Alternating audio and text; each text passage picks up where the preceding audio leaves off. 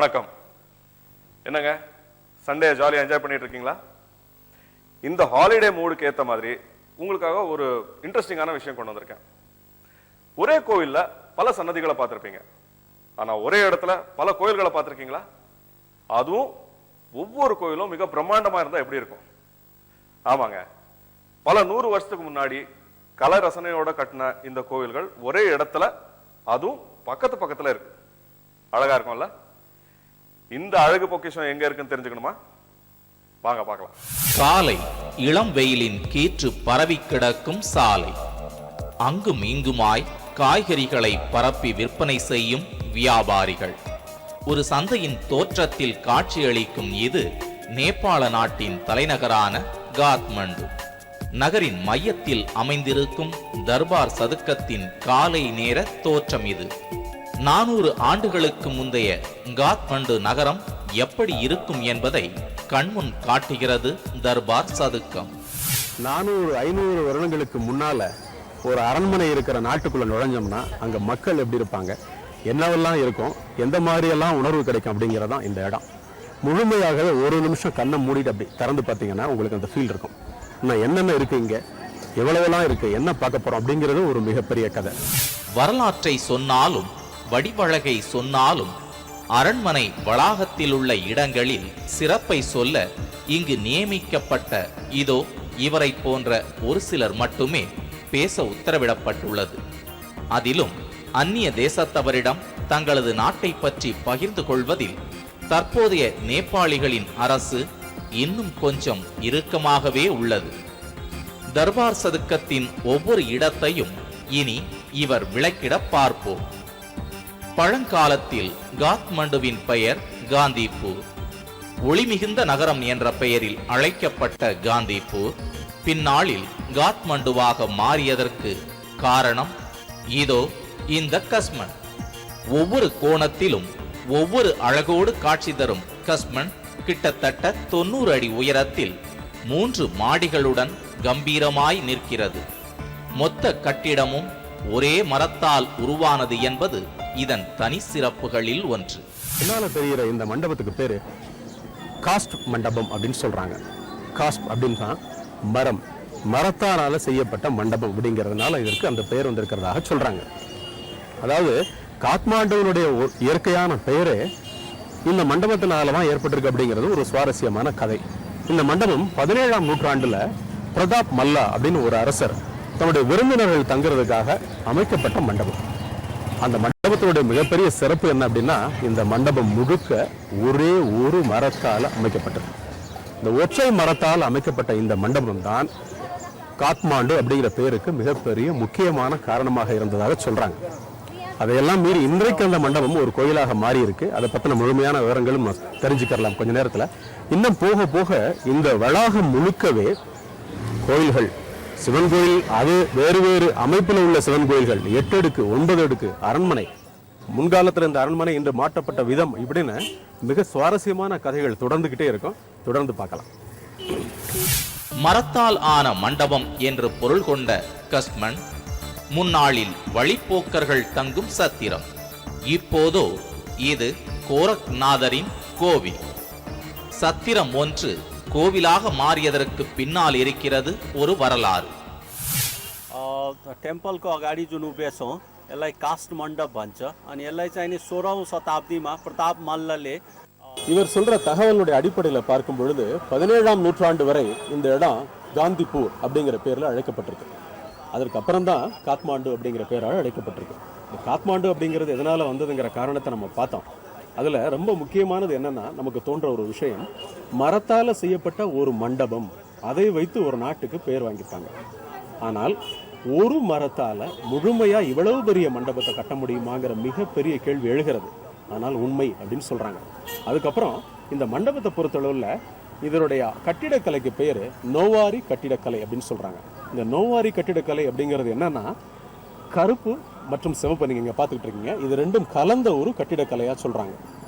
பின்னாளில் வெள்ளைக்காரர்களும் பிரிட்டிஷ்காரர்களும் இங்கே வந்த உடனே இந்த கட்டிடக்கலையை பகோடா அப்படிங்கிற பேரில் போட்டிருக்காங்க. இன்றைக்கு இங்கே இருக்கிற பெரும்பாலான கோயில்கள் பகோடா அப்படிங்கிற பேரில் அழைக்கப்படுறதுக்கான காரணமும் அதுவும் தான் சொல்கிறாங்க.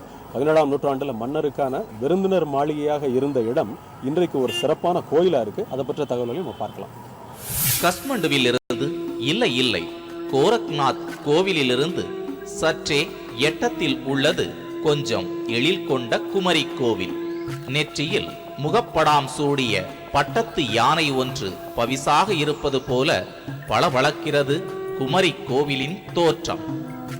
மரத்தில் எத்தனை வேலைப்பாடுகள் செய்யலாம் என்பதை குமரி கோவிலின் தோற்றத்தில் பார்த்தால் பளிச்சென்று புரிந்து கொள்ளலாம். நேபாள கோவில்களின் கட்டிடப்பாணியின் மொத்த அழகையும் தன்னகத்தே கொண்டுள்ள குமரி கோவிலுக்கு பின்னால் இருக்கிறது சுவாரஸ்யமான வரலாறு. இந்த அரண்மனை வளாகத்துக்குள்ள இன்னும் ஒரு சிறப்பான இடம், சுவாரஸ்யமிக்க கதைகளோடு இருக்கு. ஆனால் உண்மையும் கூட. இன்றைக்கு வரைக்கும் அதை பற்றி சொல்லப்படுகிற விஷயங்கள் முழுமையாக உண்மை அப்படின்னு எல்லாரும் சொல்றாங்க. அது பின்னால் தெரிகிற இந்த குமாரி கோவில். இந்த குமாரி கோவிலுக்குண்டு பல்வேறு விஷயங்களை சொல்றாங்க. அதில் ரொம்ப முக்கியமானது என்னன்னா, 14ஆம் நூற்றாண்டில் இருந்து மன்னர்கள் ஆரம்பித்த ஒரு பழக்கம் இன்றைய தேதி வரைக்கும் மன்னர் காலம் முடிந்த பிறகும் கூட அரசாங்கம் அதை தொடருது. அப்போ மக்கள்கிட்ட எந்த மாதிரியான ஒரு நம்பிக்கை நிலவுச்சுன்னா ஒரு அரசாங்கமே இதை முன்னெடுத்து செல்லும் நம்ம பார்க்கலாம். இந்த கதைக்கு இப்போ வருவோம். என்னன்னா, 14ஆம் நூற்றாண்டில் இங்கே இருந்த மன்னர் சிறப்பாக ஆட்சி நடத்துறதுக்கு ஒரு வழியை கையாண்டிருக்கிறார். தன்னுடைய குலதெய்வத்தோட ஒரு இருட்டு அறைக்குள்ள யாருக்கும் தெரியாமல் அவர் தாயம் விளையாடுவாராம். அப்போ அந்த குலதெய்வம் அவருக்கு தோன்றி சொல்லுமா, நீ இப்படித்தான் ஆட்சி நடத்தணும். அதை பின்பற்றி ஆட்சி நடத்தினால தான் அவர் மிகச் சிறப்பாக ஆண்டதாக நம்பப்படுகிறது. ஆனால் யாருக்குமே தெரியாமல் நடந்த இந்த விஷயம் ஒரு நாள் மன்னருடைய மகள் கதவை திறந்து அப்பா என்ன பண்ணுறாருன்னு உள்ளே பார்த்துருக்காங்க. அந்த சூழலில் இந்த குலதெய்வம் கோவப்பட்டு மறைஞ்சிட்டாங்களாம். அதற்கப்புறம் பல வருடங்கள் மன்னர் ரொம்ப கஷ்டப்பட்டு குலதெய்வத்தை வேண்டி நிற்கும் பொழுது கூட குலதெய்வம் தரிசனம் கொடுக்கல. இறுதியாக ஒரு நாள் சொன்னாங்களாம், நான் இனிமேல் உனக்கு தனிப்பட்ட முறையில் தரிசனம் கொடுக்க மாட்டேன், ஆனால் உன்னுடைய நாட்டில் ஒரு பெண் குழந்தை வடிவத்தில் நான் உனக்கு எல்லா யோசனைகளையும் சொல்லுவேன் அப்படின்னு சொன்னாங்களாம். இந்த பெண் குழந்தையை எப்படி தேர்ந்தெடுக்கிறது அப்படின்னு மன்னருக்கு அன்றைய தேதியில் சில முக்கியமான தகவல்கள், இப்படித்தான் அந்த பெண் குழந்தை தேர்ந்தெடுக்கப்பட வேண்டும் சொல்லப்பட்டது. அது என்னன்னு பார்ப்போம். எப்போதோ வாழ்ந்த மன்னருக்காக காட்சி தந்த தெய்வத்தின் அம்சம்தான் இப்போது குமரி கோவிலில் குடிகொண்டிருக்கும் குழந்தை என்பது காத்மண்டு வாசிகளின் அசைக்க முடியாத நம்பிக்கை. குமரி கோவிலில் இருப்பது வாழும் தெய்வம் என்கிறார்கள் இங்குள்ளோர். कुमारी को सिलेक्सन प्रक्रिया चाहिँ 17औं शताब्दीदेखि राजा प्रताप मल्ल राजा जयप्रकाश मल्लले सुरु गरेका हुन्. अनि यो कुमारीलाई அதாவது இவர் சொல்ற தகவலுடைய அடிப்படையில் பார்க்கும் பொழுது இந்த குமாரி தெய்வமாக வழிபடப்படுகிற அந்த குமாரியை தேர்ந்தெடுக்கிறதுக்கு சில முக்கியமான விஷயங்களை வச்சிருக்காங்க. அந்த காலத்திலேயே மன்னர்கள் எப்படி இந்த குமாரிகளை தேர்ந்தெடுக்கிறது பார்க்கும் பொழுது, இந்த நேவாரி பரம்பரையை சார்ந்த ஒரு பெண் குழந்தை, அந்த பெண் குழந்தையினுடைய ஜாதகத்தை முழுமையாக ஆராய்ந்து, அதாவது சர்வ லட்சணம்னு சொல்றாங்க இல்லையா, அதாவது முடி இப்படி இருக்கணும், நாசி இப்படி இருக்கணும், கண்கள் இப்படி இருக்கணும் அப்படின்னு சர்வ லட்சணம் பொருந்திய ஒரு குழந்தையை இங்க உள்ளவங்க தேர்ந்தெடுத்து, அந்த குழந்தைய இந்த குழந்தை சரியான குழந்தை தானா நம்ம தேர்ந்தெடுக்கிறவங்க குமாரி ஆகிறதுக்கு அப்படின்னு எப்படி முடிவெடுக்கிறாங்க அப்படின்னா, அந்த குழந்தையை ஒரு இருட்டு அறைக்குள்ளே வைத்து பயமுறுத்தக்கூடிய பலவிதமான செயல்கள், உதாரணமாக மிகப்பெரிய சத்தம், ஒரு பூதம் கத்துச்சுன்னா எப்படி இருக்கும் அந்த மாதிரியான சத்தம், இதை எல்லாத்தையும் அந்த குழந்தைக்கு கொடுப்பாங்களாம். அதை எல்லாத்தையும் அந்த குழந்தை தாங்கிக்கிட்டு அதற்கு பயப்படாமல் இருந்தால் சர்வ வல்லமை சர்வ சக்தி இந்த குழந்தைக்கு இருக்குன்னு முடிவெடுத்து அந்த குழந்தைய தாங்கள் வழிபடுகிற ஒரு தெய்வமாக குமாரிங்கிற பேரில் தேர்ந்தெடுக்காங்க.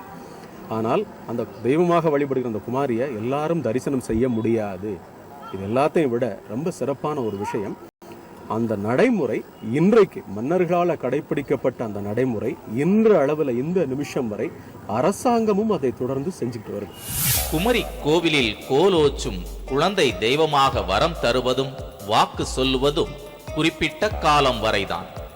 இந்த காலத்திற்குள் குழந்தை தெய்வத்திற்கு தேவையான கல்வி, கேள்வி என அனைத்துமே கற்றுத்தரப்படுகிறது. நாளுக்கு ஒரு முறை மாலையில் மட்டுமே மக்களுக்கு காட்சி தருவது குமரி கோவிலில் குடிகொண்டுள்ள தெய்வத்தின் தினப்படி கடமைகளில் ஒன்று.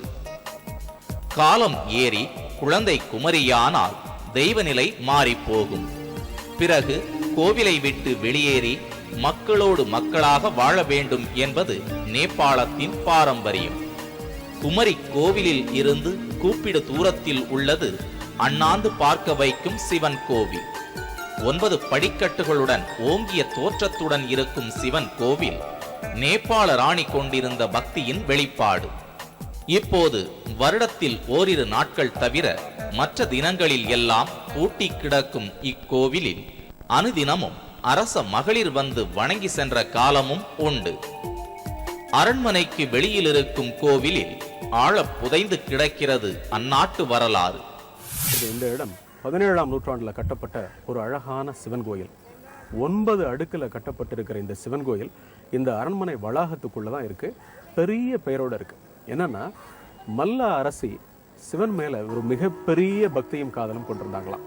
தான் இறந்து போகிற காலம் வரைக்கும் சிவனை வழிபடணும் அப்படிங்கிற ஆசையில வயதாயிருச்சுன்னா எங்கேயும் போக முடியாது அப்படிங்கிறதுனால இந்த கோயிலுக்கு பக்கத்துல இருக்கிற அரண்மனையில அவங்க அந்த காலத்துல இதை கட்டியிருக்காங்க. அந்த காலத்துல அரசர்கள் மட்டுமே வழிபடுறதுக்காக கட்டப்பட்ட இந்த இடம் இன்று நேபாள மக்களும் மற்றவர்களும் வழிபடக்கூடியதாக இருக்கு. ஆனால் வருடத்திற்கு ஒரே ஒரு முறை மட்டும் தசரா அன்னைக்கு இந்த கோயிலை திறக்கிறாங்க. அன்றைக்கு மாத்திரம்தான் மக்கள் முழுமையாக இந்த கோயிலை வழிபடலாம் அப்படின்னு சொல்லப்படுறாங்க. ஏன் அப்படி அந்த வருடத்திற்கு ஒரு நாள் மட்டும் இந்த கோயில் திறக்கப்படுது அப்படிங்கிறதுக்கு முழுமையான காரணங்கள் தெளிவாக இல்லை. மஞ்சுதேவா ஆலயம் என்று நேபாளிகளால் அழைக்கப்படும் சிவன் கோவில் 9 பிரம்மாண்ட படிகளின் உச்சியில் உட்கார்ந்திருக்கிறது. படிகளின் செங்காவி நிறமும் உச்சி கோவிலின் எழிலும் பக்தியையும் பரம அழகையும் சொல்லாமல் சொல்கின்றன. अगाडिको 3 तल्ले पेगोडा स्टाइलको मन्दिर चाहिने. இந்த சிவன் கோவிலுக்கு பேரு மஞ்சு தேவா. மஞ்சு மல்லா அப்படிங்கிறவர் தான் இந்த சிவன் கோயிலை கட்டினதாக சொல்றாங்க. அதாவது நேபாளத்தில் இருக்கிற சிவன் கோயில்களில் இதற்கு ஒரு தனி சிறப்பு உண்டு. 180 அடி உயரம் கொண்ட முழுமையான அமைப்போடு உள்ள ஒரு ஆலயம் இது அப்படின்னு சொல்றாங்க. நேபாளத்தில் வேற எங்கேயும் இந்த மாதிரி ஒரு சிவன் கோயில் இல்லை அப்படின்னு சொல்றாங்க. இந்த சிவன் கோயிலில் மற்ற இடங்கள், அதாவது இப்போ நம்ம நிற்கிற இந்த இடத்துக்கு பேர் அரண்மனை சார்ந்த பகுதி கோர்ட் யார்டு அப்படின்னு சொல்றாங்க அந்த காலத்தில். அதாவது இந்த கோர்ட் யார்டு அப்படிங்கிறதுக்கு என்ன அர்த்தம்னா, மக்களும் மன்னரும் கூடுகிற இடம். மற்ற கோவில்களைப் போலவே மஞ்சுதேவா கோவிலும் இப்போது நேபாளிகளின் காலை மாலை நேர பொழுதுபோக்கிடங்களில் ஒன்றாக உள்ளது. வரிசையாய் காத்திருக்கும் கோவில்களில் ஒவ்வொன்றும் ஒவ்வொரு அழகு. வெறும் கோவில்கள் மட்டுமல்ல, அரண்மனை சதுக்கத்தில் இன்னொரு அதிசயமும் இருக்கிறது. இப்போ நீங்க பார்த்தது 3 கோவில். இந்த 3 கோவில் ஒண்ணுக்கொண்ணு எவ்வளவு வித்தியாசமா இருக்குன்னு பாத்தீங்களா?